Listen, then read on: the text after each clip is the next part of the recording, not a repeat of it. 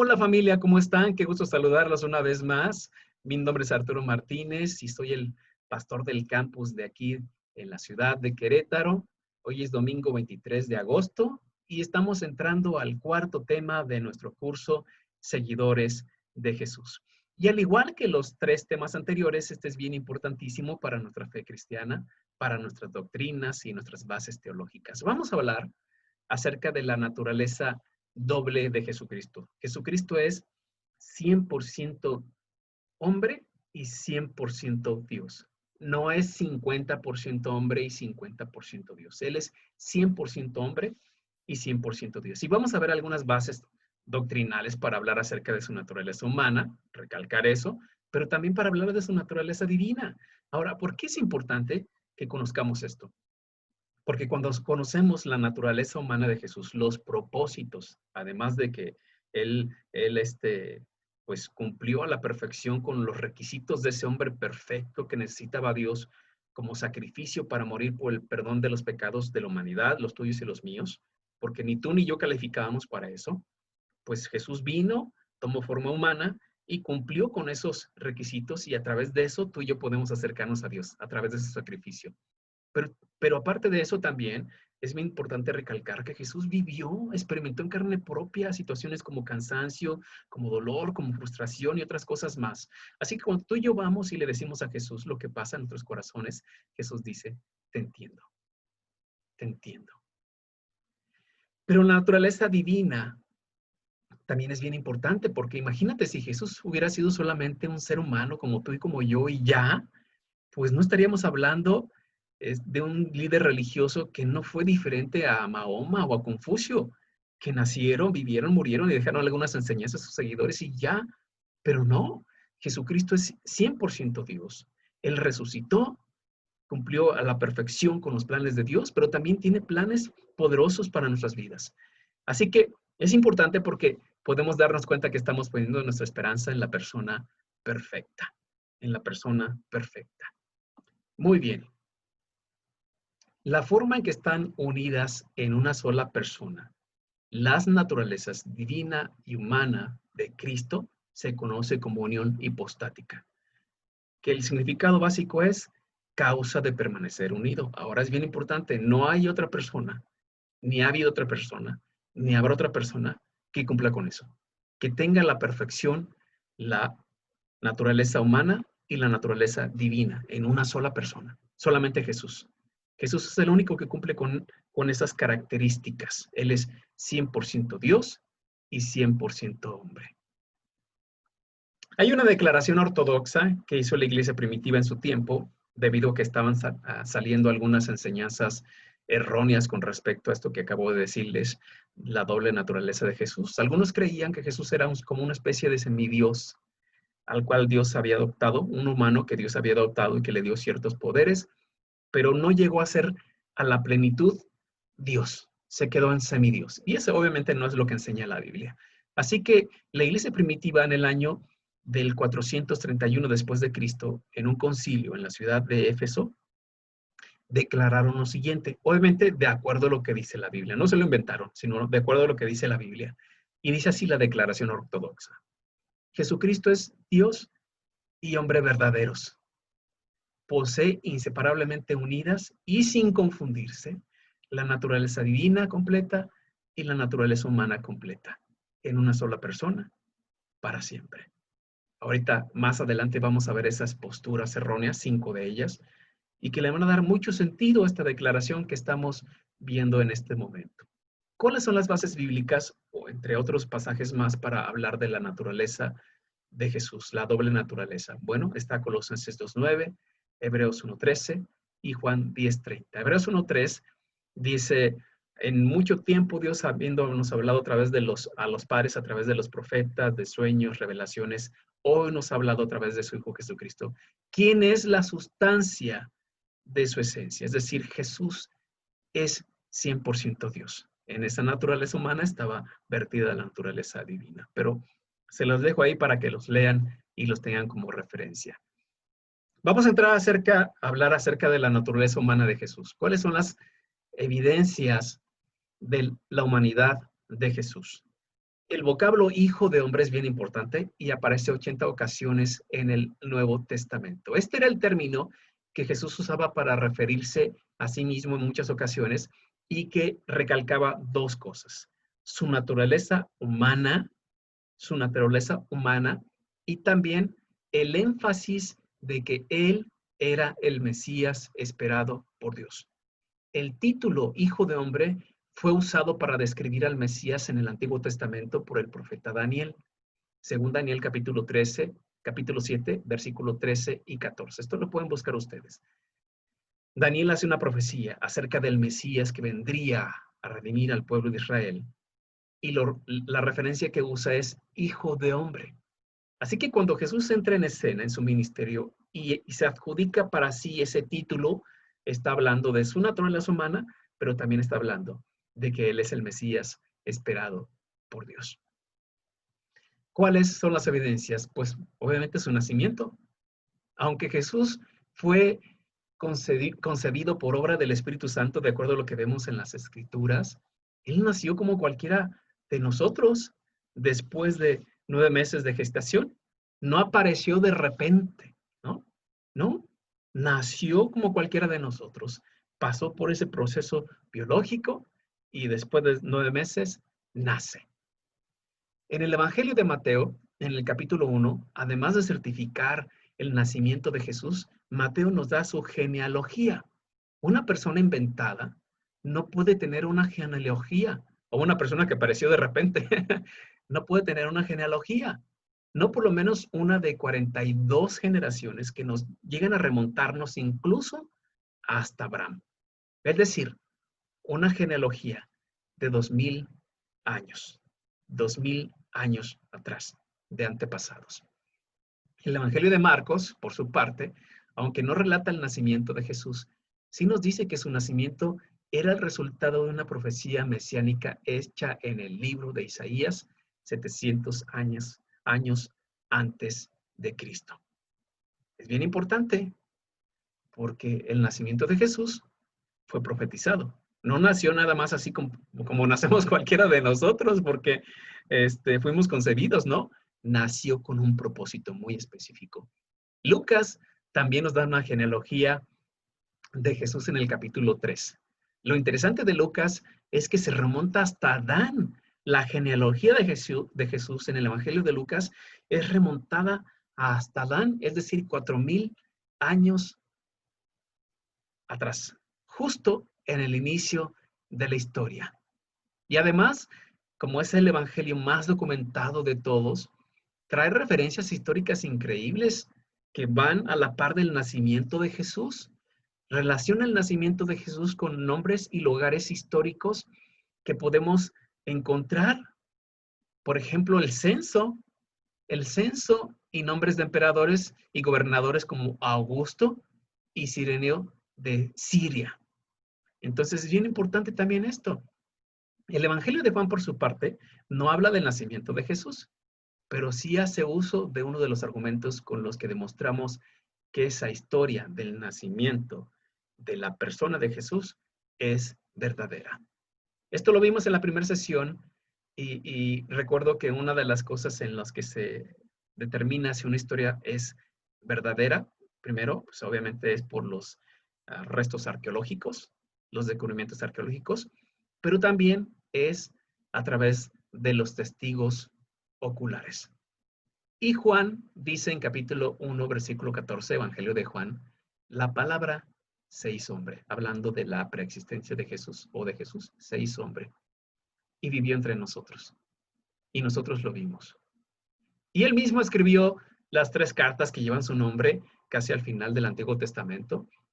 Y en su primera carta, capítulo 1, versículo 1, dice así: lo que ha sido desde el principio, hablando de la eternidad de Jesús, lo que hemos oído, lo que hemos visto con nuestros propios ojos, lo que hemos contemplado, lo que hemos tocado con nuestras manos, esto les anunciamos.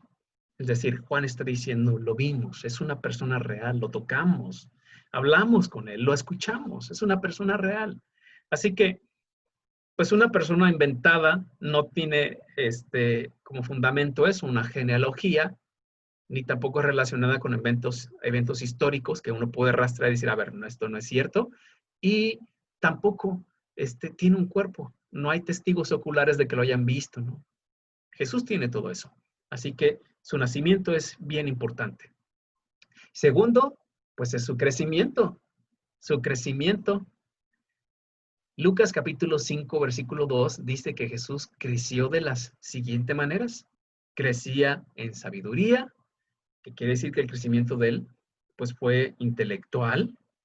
También, aunque era Dios, también tuvo que desarrollar su conocimiento y su cerebrito como cualquiera de nosotros.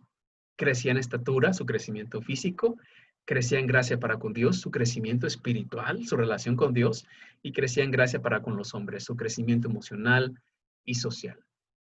A pesar de que era Dios, Jesús tuvo que estudiar como cualquiera de nosotros. Si bien no en una escuela como tal, sí en casa, porque en la cultura judía era importantísimo la transmisión de las escrituras. El papá era el responsable, que no era el papá biológico, pero sí el papá adoptivo de Jesús, José, tuvo que transmitirle a Jesús todas las enseñanzas de las escrituras y además de un oficio. Entonces él tuvo que hacer esa labor de prepararse y ese es un ejemplo para nosotros. Así que hagamos el esfuerzo por seguir preparándonos nosotros. También crecía en estatura, es su crecimiento físico. Jesús creció al igual que nosotros. Le dolieron los huesos, le salieron barros y quizás le engrosó la voz en algún momento de su adolescencia. Y supo que tendría solo un cuerpo. Jesús supo que él tendría un solo cuerpo, así que lo cuidó, lo cuidó. Y nosotros podemos aplicar este principio en nuestras vidas cuidando nuestro cuerpo, porque solamente tenemos uno. Aunque estamos de paso, pues ese es el cuerpo, el vehículo, el transporte que Dios nos dio. Así que necesitamos cuidarlo, hacer ejercicio, comer saludable, dormir bien, evitar preocupaciones innecesarias, mantener pensamientos positivos y de esa manera vamos a cuidar el cuerpo que Dios nos dio. Además de que la Biblia dice que este cuerpo es el templo del Espíritu Santo. También crecía en gracia para con Dios, es su crecimiento espiritual. Jesús tenía bien claras sus prioridades. Para él era primero Dios en todo. Pasar tiempo con Dios fue lo que lo caracterizó mientras estuvo aquí en la tierra. Y nosotros debemos hacer lo mismo. Preocuparnos por nuestro crecimiento espiritual. Y creció también en gracia para con los hombres. Esto se refiere a su crecimiento emocional y social. Jesús supo cómo relacionarse con cada persona que se acercó a él. Uno de los pasajes más reveladores para mí con respecto a esto se encuentra en Mateo capítulo 21, versículo 12 al 14, que habla acerca de cuando Jesús va al templo y encuentra que el templo se convirtió en un mercado. Había personas vendiendo animales, había personas cambiando monedas, como era el flujo en ese tiempo, culturalmente hablando, pues Roma era el reino que estaba establecido ahí, pero también estaban los griegos, entonces tenía que haber cambio de monedas para poder pagar en el templo porque solo aceptaban las monedas locales. Entonces Jesús se encuentra eso, se enoja y azota, voltea las mesas y azota a los que estaban ahí. Les dice, mi casa, está escrito, mi casa será casa de oración, pero ustedes la han convertido en un mercado. Lo interesante de esto es que inmediatamente después de esta situación se acercan unas personas a Jesús para pedirle ayuda y él las sana. Si esto hubiera pasado con nosotros, es decir, estamos bien enojados por una situación que se salió de nuestro control o algo, y alguien se acerca a pedirnos un favor, espérame tantito, estoy enojado, ahorita no me hables, ¿no? Deja que me pase, se me pase y ya después veremos. Pero Jesús no. Lo interesante es que después de ese enojo de Jesús, de esa euforia, se acercan unas personas, él ajusta su actitud y les ayuda con misericordia, les muestra compasión. Jesús se enojó con las personas correctas. Las personas que estaban haciendo del templo un mercado. Y también se enojó por el tiempo correcto. Nada más en el momento. Y después de eso sanó algunos cojos y ciegos. Esa es madurez emocional y social. El desarrollo de Jesús como persona debe recordarnos que somos una mesa con cuatro patas, que somos como una mesa con cuatro patas. Cuando alguna pata de estas que estamos hablando, la sabiduría, estatura, gracia con Dios y gracia para los hombres, que quiere decir crecimiento intelectual, físico, crecimiento espiritual y crecimiento emocional y social. Cuando una de estas patas no está firme, toda la mesa está fuera de balance. No podemos desatender una de estas áreas sin afectar el desarrollo de las demás. Asimismo, el desarrollo de alguna de estas áreas beneficiará el desempeño del resto. Así que necesitamos enfocarnos, al igual que Jesús, en el desarrollo de estas cuatro áreas. Pero bueno, lo siguiente, pues fue su muerte también. O sea, Jesús nació, creció, pero también murió, como cualquiera que nace en este mundo. Y estas son algunas de las referencias: Marcos 15, 37 al 39. Y Jesús pasó por el mismo proceso que cualquiera de nosotros: nace, crece y finalmente muere. Y no voy a hablar mucho de este tema porque lo vamos a ver para la siguiente sesión. Al ser humano, Jesús se enfrentó a lo siguiente. Jesús tuvo agotamiento, tuvo sueño, tuvo hambre, tuvo sed, se enojó, sintió dolor, lloró, sintió compasión, amó, se alegró, fue tentado y sufrió, como cualquiera de nosotros.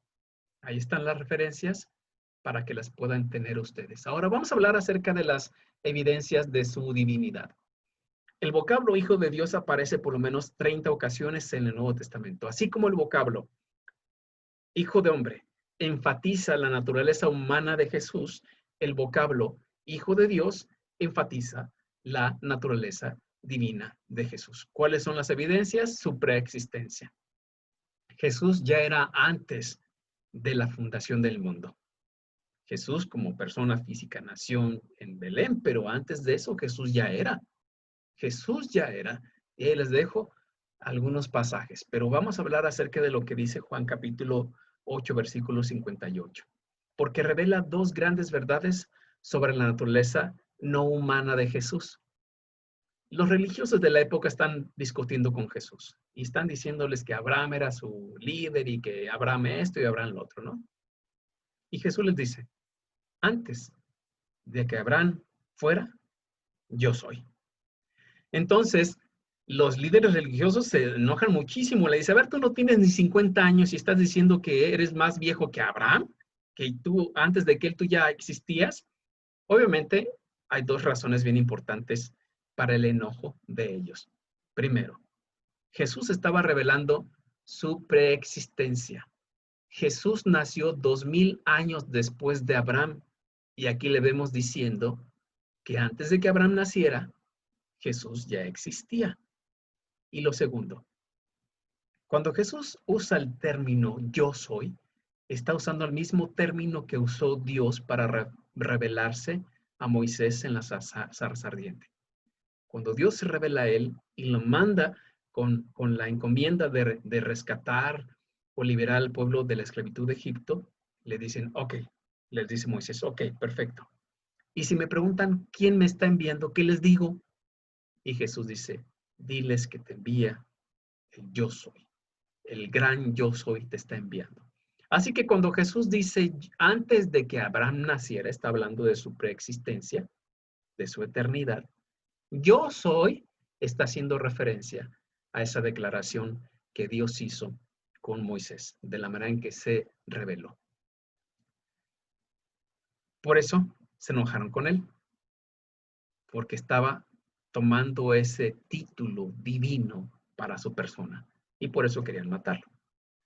Pero su preexistencia está declarada en todos esos versículos. Jesús es antes de todo.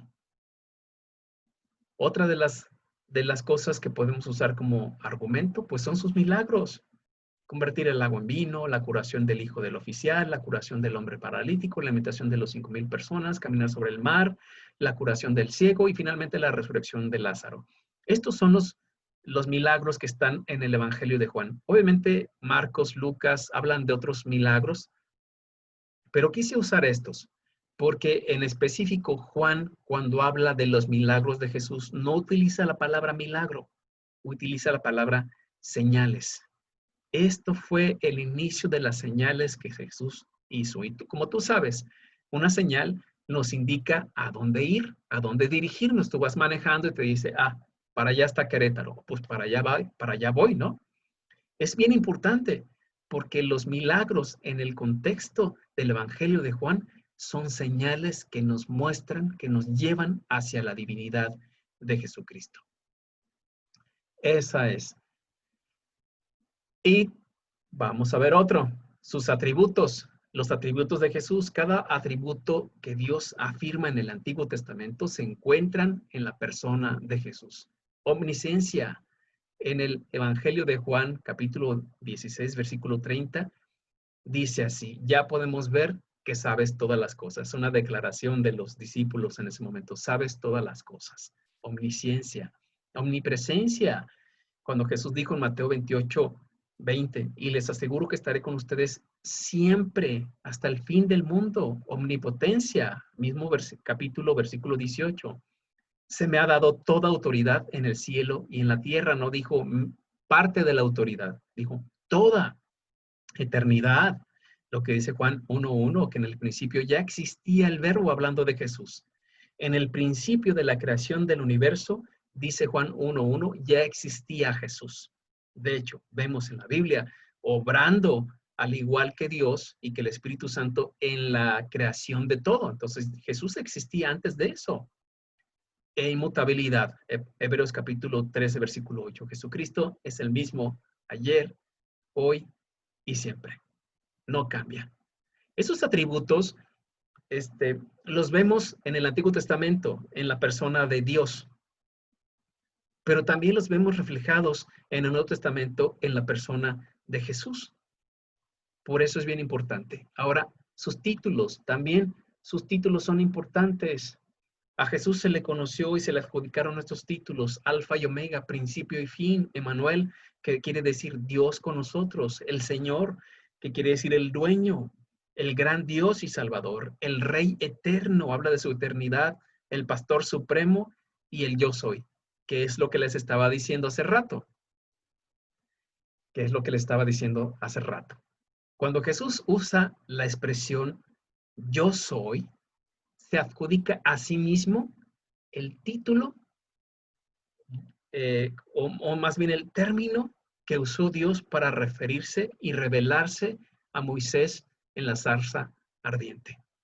Por eso querían matarlo a Jesús. Cuando los judíos escuchaban esa frase de Jesús, yo soy, querían matarlo porque estaban entendiendo que Jesús estaba adjudicando un término que le pertenecía solamente a Dios. Sus atributos, sus títulos, perdón, eran entonces importantes. Y finalmente, o sea, la muestra final de que Jesús realmente es divino, es Dios, pues fue su resurrección. Es la prueba máxima. La resurrección de Jesús es la máxima prueba de que Él es Dios. Todos los líderes religiosos, antes y después de Él, han muerto y están enterrados y siguen ahí.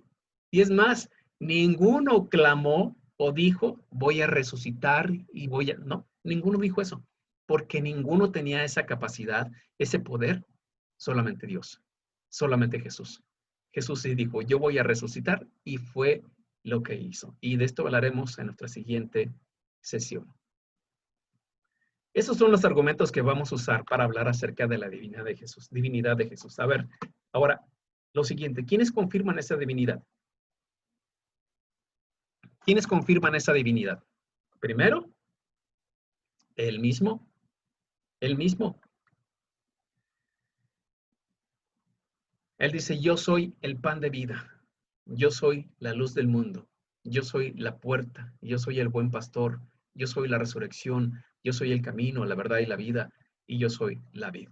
El título con el cual Dios se reveló en el Antiguo Testamento a Moisés como el gran yo soy, es el título que Jesús está usando en todos estos pasajes. Yo soy, haciendo referencia a el Dios del Antiguo Testamento y haciendo referencia a su divinidad.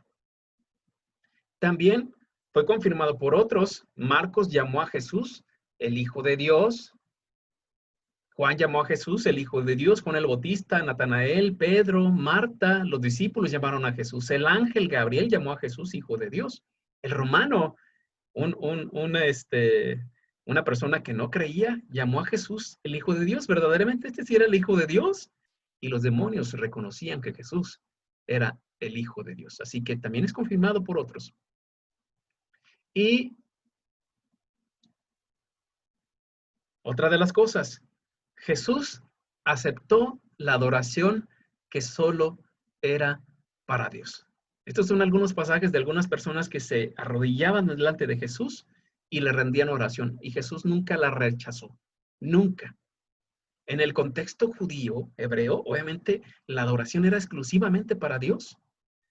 Pero al momento de no rechazarla, sino de aceptarla, Jesús reconocía o demostraba que Él era Dios. También el perdón de pecados. Cuando Jesús sana al paralítico, primero le dice, tus pecados son perdonados. Los líderes judíos que estaban ahí sabían que solamente Dios podía perdonar pecados, por eso se enojaron con Jesús. Y la muestra visible de ese perdón de pecados fue cuando Jesús lo sanó. Ahora, ¿qué es más fácil? Decirle, tus pecados son perdonados o sanarlo. Y lo sanó. Como una declaración también de su deidad. Y sus profecías. Jesús cumplió con todas las profecías del Antiguo Testamento, ya lo habíamos visto. 300 profecías cumplidas a la perfección en Jesús. Henry Giddens dice que la probabilidad de que una persona las pudiera cumplir por sola coincidencia, por mera coincidencia, es 1 en 1.000.000.000. Si Jesús las cumplió todas, tiene que ser el Hijo de Dios. Tiene que ser. Ahora, ¿cuál es el significado de las profecías? Que establecen que hay un intelecto divino entre el Antiguo y el Nuevo Testamento. Dios obrando, Dios prometiendo y Dios cumpliendo en la persona de Jesús. Establece el hecho de que Dios existe. Dios existe y lo vemos revelado constantemente en las profecías hechas en la persona de Jesús. Autentican la deidad de Jesús y demuestran la inspiración de la Biblia. Ese es otro de los argumentos. Ahora, ¿cuáles son algunas creencias erróneas sobre la humanidad de Jesús? El docetismo dice que la vida terrenal de Cristo es una teofanía extendida o prolongada, y esto explica la unidad de lo divino y de lo humano de Jesús. Ustedes saben que es una teofanía, es una revelación de Dios en el Antiguo Testamento. Es decir, Dios tomaba forma visible de manera temporal para revelarse a alguno de sus profetas o en alguna parte de la historia en específico. Ellos decían que la vida terrenal de Jesús es una teofanía extendida, es decir, que realmente no fue un hombre, fue una aparición de Dios extendida. La humanidad de Cristo era tan solamente una aparición fantasmal de Dios.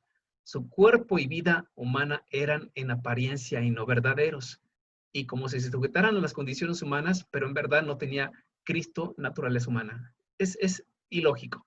Es ilógico, pero son algunas de las cosas que las personas creían en ese tiempo. El sabelianismo dice que hay solo un Dios y se manifiesta a sí mismo, primero como Padre en el Antiguo Testamento, después como Hijo en el Nuevo Testamento y finalmente como Espíritu Santo en los hechos de la Iglesia. Dios evolucionó en diferentes formas de manifestaciones, lo que dicen ellos. No hay Trinidad real, solo una Trinidad de manifestaciones. En realidad no existen distinciones permanentes dentro de la deidad. Los 3 nombres del Nuevo Testamento, Padre, Hijo y Espíritu Santo, eran tan solo 3 designaciones de 3 manifestaciones del único Dios utilizadas momentáneamente a los fines de la redención. Ellos dicen eso, o sea, Dios es uno y se manifestó de diferentes maneras de acuerdo a lo sucedido, pero no hay Trinidad, no hay un Jesús hombre, sino una manifestación de Jesús, y eso es incorrecto también. El adopcionismo dice que Cristo fue ordinario, cuya humanidad fue adoptada por la divinidad mediante un proceso gradual. Cristo fue adoptado como divino en su bautismo.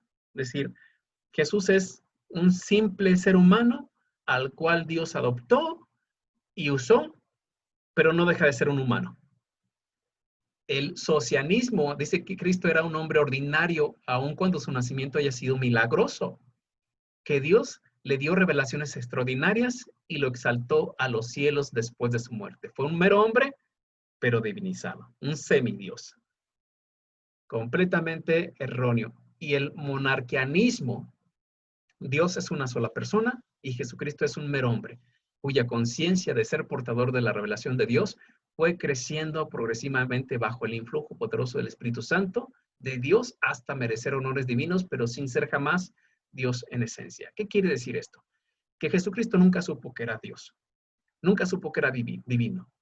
Es decir, gradualmente fue revelándosele esto, él fue entendiendo, y llega un momento donde lee las escrituras y dice, ah, caray, yo creo que están hablando de mí, y entonces, ahora sí, toma conciencia que es el Hijo de Dios, que es el Mesías prometido, cumple con su papel, Dios lo exalta, pero hasta cierto punto, y no llega a ser Dios. Completamente erróneo. Empecé con la primera declaración de los concilios, porque es importante, porque ahí se terminaron cuáles eran las verdades y qué engaños se querían refutar, engaños que estaban sucediendo en ese tiempo en la iglesia, creencias erróneas, y a través de los concilios obtenemos una declaración correcta con respecto a la doble naturaleza de Jesús. Su naturaleza humana, 100%, y su naturaleza divina. Ahí les dejo esas declaraciones. Nicea, año 325 después de Cristo. La decisión era, Cristo es la misma esencia del Padre, pero sin distinción de personas. Es decir, están completamente unidas las dos naturalezas. No las podemos separar. No hubo un momento donde Jesús decía, a ver, como humano, ¿qué haría yo? A ver, como divino, ¿qué haría? No. Era un solo pensamiento. Arrio, que era uno de los que ya hemos visto, afirmó que Cristo no era eterno, sino un ser creado. Divino sí, pero no Dios, negando la total deidad de él. No es verdadero Dios. Y es una de las cosas que no tomamos en cuenta, pero que necesitamos saber. El Concilio de Constantinopla en el año 381 después de Cristo confirmó la decisión del Concilio de Nicea y declaración de que Cristo era totalmente humano. ¿Cuál era el error que se intentaba corregir en ese momento? Era Apolinar, uno de los herejes. Afirmó que Cristo tenía un cuerpo humano y alma, pero un espíritu divino, que no era un hombre verdadero. Y bueno, esas son las cosas que necesitamos entender para poder descubrir el error. Ahí se los dejo para que ustedes lo puedan leer. Y finalmente terminamos con las conclusiones de la unión hipostática. La deidad de Cristo es tan pura deidad después de la encarnación como lo era antes. Y la naturaleza de Cristo es una naturaleza humana tan pura y simple como la de su madre o la de cualquier otro humano, con excepción del pecado. Estas son de las declaraciones que se hicieron después de los concilios y que necesitamos entender. La naturaleza humana no es absorbida por la naturaleza divina y lo divino no es reducido a lo humano. Como les comentaba, o sea, que ellos creían que en algún momento, pues, la naturaleza divina podía más que la naturaleza humana, o la naturaleza humana más que la divina, y eran opacadas, pero no. Jesús fue 100% Dios, 100% hombre. El resultado de la unión no es dos personas, sino una persona que se une a sí mismo en las condiciones de la existencia humana y la existencia divina. Ellos creían que había dos voluntades o dos personalidades de Jesús, la humana y la divina, luchando en su ser, en su cabeza, en su espíritu. No, era solamente una. En todo pensamiento, palabra y acto, las dos naturalezas están unidas tan inseparablemente que el pensamiento, palabra o acto es el producto de una sola personalidad, el Dios hombre. Espero que este curso haya sido de interés para ustedes y que podamos aplicarlo a nuestra relación con Dios, con Jesucristo, para poder tener una mejor relación con Él, entendiendo que nos comprende a la perfección al ser humano, pero también que nos puede ayudar con todas las cosas que necesitamos al ser divino. Cuídense mucho, nos vemos el próximo curso. Vamos a hablar acerca de la resurrección de Jesucristo, las evidencias a favor y las teorías en contra, y va a estar buenísimo también. Que Dios los bendiga. Nos vemos muy, muy pronto.